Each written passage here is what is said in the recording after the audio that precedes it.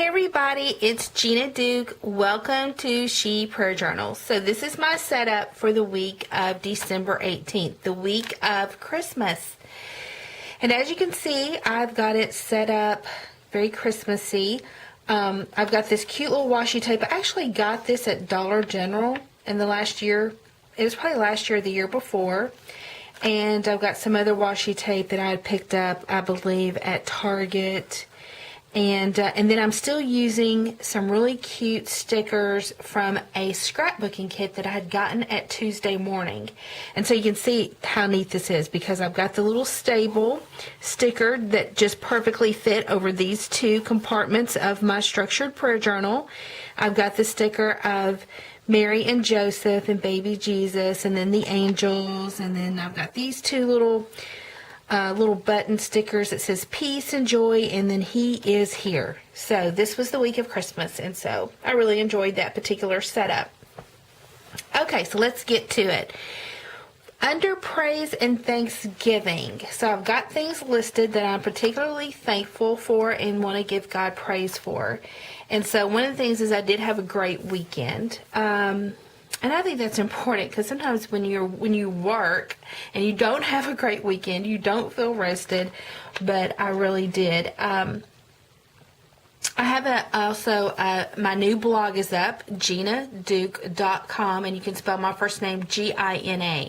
So I have redone my blog, and it is up and it is live, so please feel free to check it out because it's got lots of stuff there. Whether you are a prayer journaler or just a person of faith, and especially if you're in women's ministry, lots of good tips there. And, this was the Christmas miracle for my husband that I gave God praise for. My husband has a heart condition that he... I don't know, he got deathly sick in 2000 and really almost passed away. And since then he's had a heart condition from the damage that it caused. And it was just from an atypical pneumonia strand. And so it was a freak illness really because he's always had perfect health. And he had never had his wisdom teeth cut out, and there's one that particularly bothers him. And for him to get his wisdom teeth cut out, he needs to be hospitalized. Well, both his insurance and my insurance that I had a couple of years back refused to pay for that, even though his heart doctor says he has to be hospitalized and he has a legitimate heart condition. And so we decided we'd just wait. And he just put it off, because we would have to do things differently. It's more dangerous, and then it's more cost. So he's just kind of been suffering along with it. Well, here it is, the week of Christmas, and he has developed a toothache back there. And I'm like, you're going to have to get into my dentist. Because his dentist is now defunct. So he ain't even went to the dentist in the last couple of years, sadly. And I said, I'm going to get you into my dentist because you don't want to get caught like this at Christmas because nobody's going to come help you. And so my dentist was great to get him in and get it looked at. And it was indeed that wisdom tooth. And that dentist, his dad was my dentist when I was little. And now he was younger than me, but he's my dentist now. He took over his father's practice.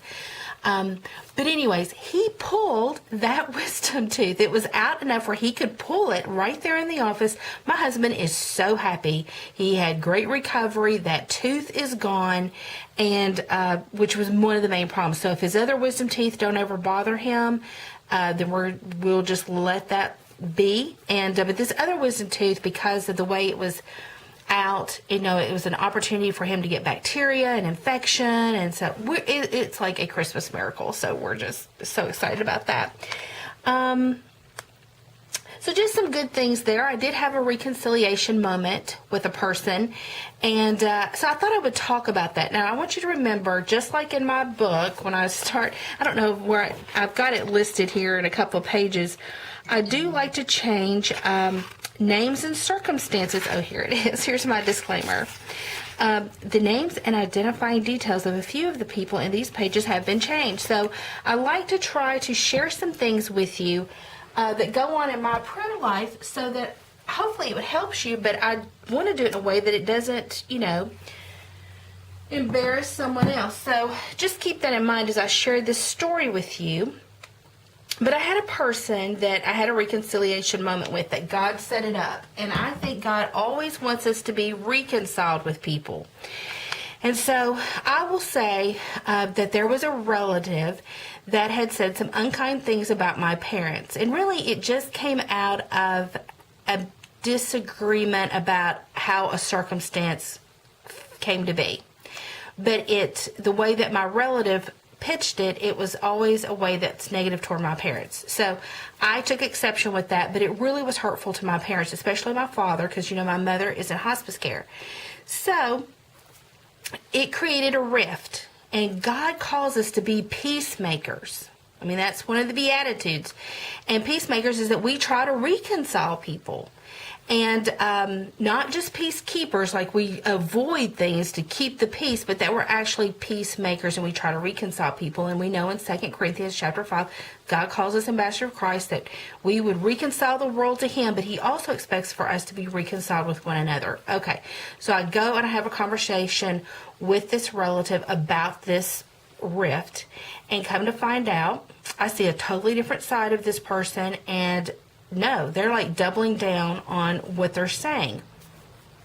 Well, then I get offended somewhat because, and I'm not a person that usually gets offended, especially if it pertains to me, but with my parents and knowing the situation. So it was very upsetting to me.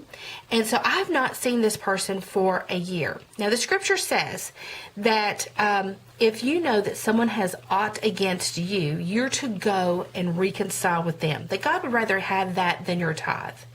And so this person clearly knows that I am upset with them, but they've not made any progress in the past year to try to hash things out. So anyways, I ended up with a secondhand invitation to visit them over the holidays. And this is more about me going, okay, it's not going to reconcile the way that I want it to reconcile, but I don't like having a rift with a family member. And I'm going to tell you why, because I believe that a lot of the blessings we miss out on in life is because we have these rifts and relationships. So if you go to Genesis chapter 30 and you study about Jacob, and you remember Jacob stole Esau, his brother's birthright, and then he fled because Esau wanted to kill him. He fled to Laban, his uncle, who's also a deceiver like his mother was. But he goes, and you know that he works to marry Rachel, but his to-be father-in-law Laban switches the brides and gives him Leah, the elder daughter, and then makes him work again 7 years for Rachel. Well, Laban is constantly mean to Jacob. I mean, even in business, like he's always undermining Jacob. Jacob finally gets sick and tired of it, and he uproots his family, which is Laban's 2 daughters, Rachel and Leah, and all their children, and he is moving away from them. So he sneaks away.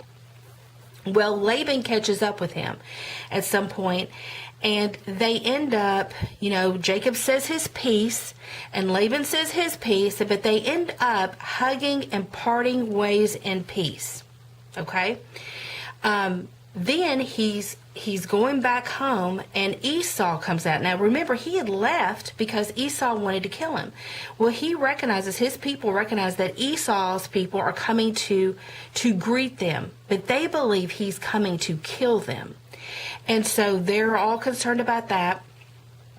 But actually, Esau's coming to reconcile with him, and it's a very touching scene how they fall on each other's necks is how some of the wording is, and they cry, and I mean, it's a very touching story of that moment of reconciliation. So what I believe, because Jacob goes on to be called Israel, that he ends up with the name Israel. And so if you read through these chapters, how God kind of sorts out all the rifts in Jacob's life before he becomes Israel. He even wrestles with God, and in the end, God asks him, "What is your name?" And Jacob has to say, "My name is Jacob."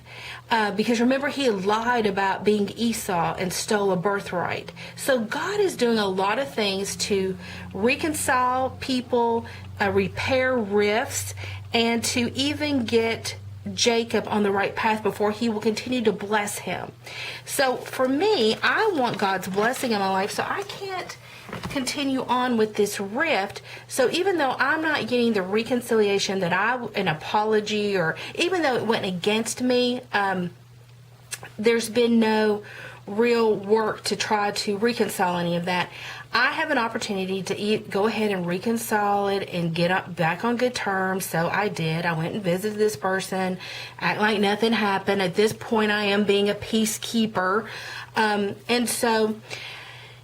But God gave me that opportunity, and I'm glad I'm closing out 2016 with that reconciliation moment. So I encourage you that if you have rifts, and even if you're not getting what you think you should be getting, or even what scripturally you should be getting, to just reconcile with people when you have that opportunity. When God gives you the opportunity, don't be so bullheaded. Now, I do want to put out a disclaimer that if you're in a situation where you have a person that is abusive to you, that is a danger to you, you should still establish safe boundaries for yourself, whether it be physical or emotional, because there are some people that may be in your life that are truly dysfunctional, that have truly serious issues, okay? So I don't want to dismiss all of that, because I do believe we should be wise and establish healthy boundaries. But just like Laban and Jacob, they parted ways in peace. It didn't mean they continued on to be best buddies and spend all their time together. They truly parted ways, but they did so peacefully. And so sometimes you do have to part ways with people, even that you reconcile with. You wish them the best, they wish you the best, and you go your separate ways, but you've had a moment of reconciliation where you've got to say your piece and, maybe apologize and set things straight, and then hug and say goodbye. Okay, so for whatever that's worth, I hope that's helpful to you. Under freedom and forgiveness of things I'm struggling with, I did make a note. I had an opportunity to gossip. There was a conversation that I was not a part of, but I was present for, and I could have added a piece of juicy gossip, and I didn't. So I do like to note when there is a positive, when I could have easily been writing again that I said something I regretted, but nope, I got to say that I did not gossip. So that's take one for Jesus's team on that.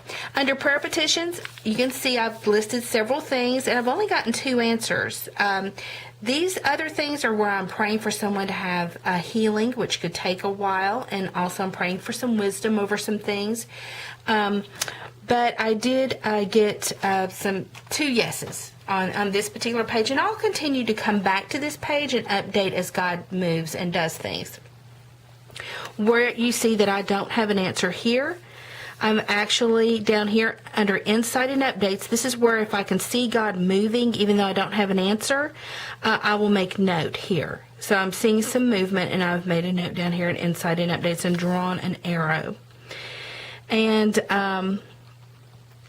also, while I'm down here, I'll tell you, I did get a restoration moment with someone that I don't see that often. So I ran into someone that I do not see very often, and we had a great conversation, but later I realized there was something that I did not ask about. And because I know this person and their personality, I'm sure they're probably upset with me, because it is a person that gets offended easily. And so I'm like, oh my gosh, why did I not ask them about this particular thing? Because they're going to think I'm so rude and so uncaring.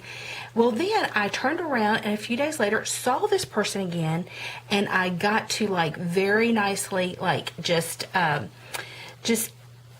interject in a very graceful way what I didn't ask for ask about previously.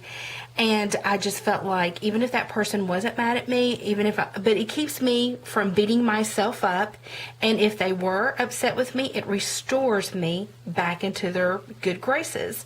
And so I call those restoration moments. I had this moment to repair something I thought might become an issue. So there's a common theme, as you can tell, about relationships going on. But God worked gracefully in both of these situations, so it's pretty awesome.